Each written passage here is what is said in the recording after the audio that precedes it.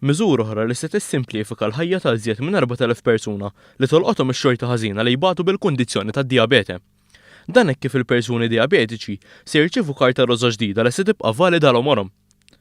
Il-Ministru għas-Solidarjetà Soċjali Michael Falzon spjega ma' News kif se tkun qed tiġi applikata din il-miżura.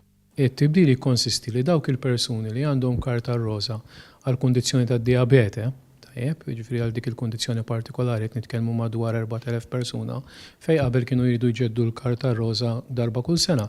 Issa tinħarġilhom karta roża li tkun isservi effettivament tal-ofwar. Il-Ministru żied jgħid li din il-miżura ta' simplifikazzjoni se twassal biex dawn il-persuni jgawdu ħajja banqas kareġġ bla bżonn.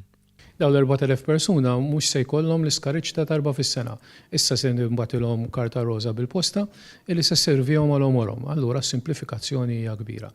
Kelliem mal-Ministeru għas-Solidarjetà Soċjali appellaw biex f'każ li xi ħadd ikun jixtieq aktar informazzjoni dwar dan, għandu jċempel free phone fuq in-numru 153 jew jirrikorri f'wieħed mill-uffiċini distrettwali li d-Dipartiment tas-Sigurtà Soċjali għandu madwar Malta u Għawdex.